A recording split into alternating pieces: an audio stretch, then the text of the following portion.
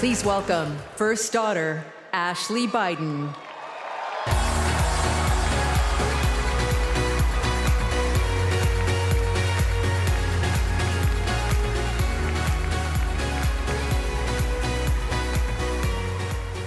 Good evening.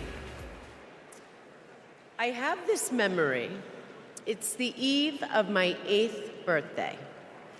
Dad is still in DC, tending to urgent matters in the Senate.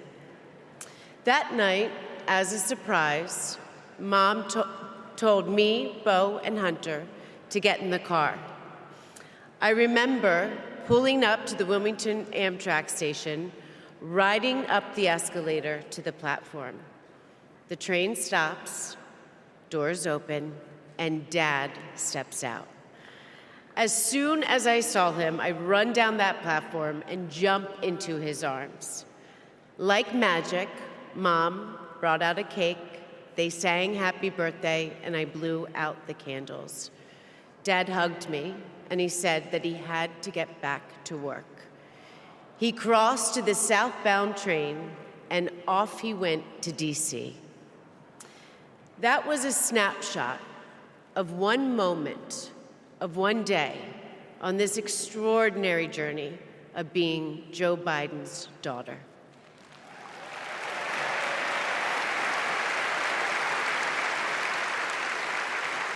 Joe Biden is the OG girl dad. He told me I could be anything and I could do anything. As a child, I would sit on the leather chair in his office doing my homework, and he would sit next to me doing his work, drafting the Violence Against Women Act.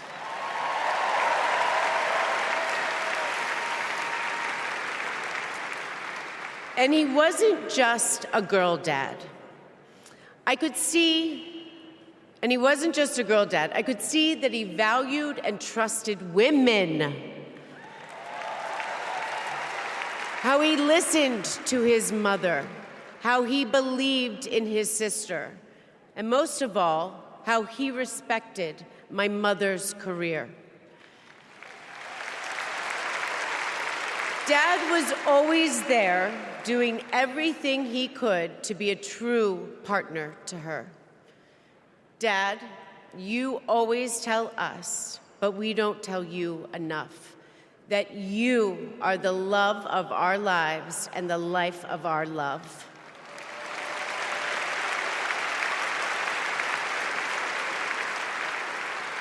I had my wedding reception in my parents' backyard. At the time, my dad was vice president. But he was also that dad who literally set up the entire reception. He was riding around in his John Deere four-wheeler, fixing the place settings, arranging the plants, and by the way, he was very emotional. I thought that I would be a mess, but he was the one crying, and I was the one who had to comfort him. Before he walked me down the aisle, he turned to me and said that he would always be my best friend. All these years later, Dad, you are still my best friend. His example in service inspired my career. I'm a social worker in Philadelphia.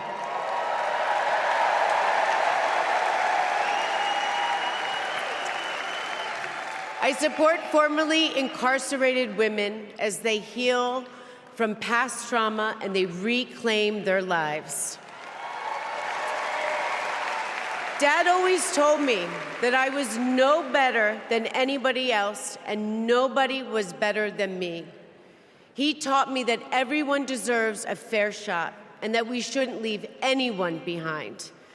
That's what you learn from a fighter who has been underestimated his entire life.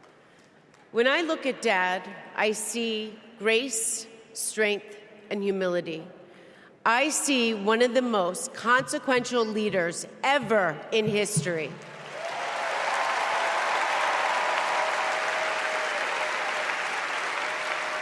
And I also know that he never stops thinking about you, about your dreams, about your dignity, about your opportunities, about your family. Dad knows that family is everything. When Hunter and I lost our brother Bo to cancer in 2015, the grief and the pain felt like it might never end. Dad had the capacity to step out of his own pain and absorb ours. And I know that Bo is here with us tonight, as he is always with us.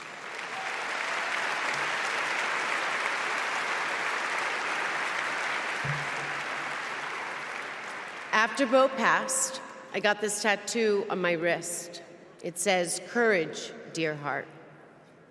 A reminder to myself to keep going, to get back up, like my dad has always done.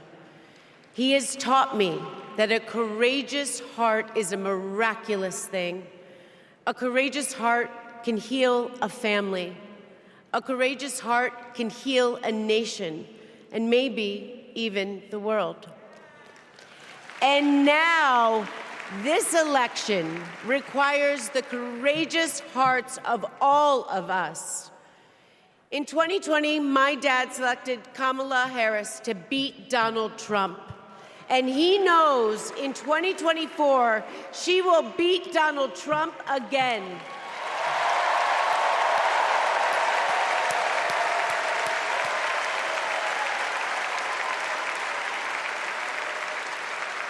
So tonight, I am asking you, if you stood with us in 2020, call upon your courageous heart.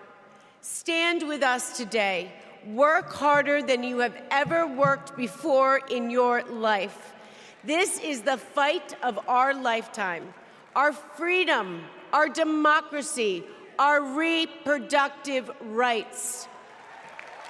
All of this, all of it is on the ballot. And I know together we can do this because my dad helped show us the way. And now I would like to introduce my father, your 46th President of the United States, Joe Biden.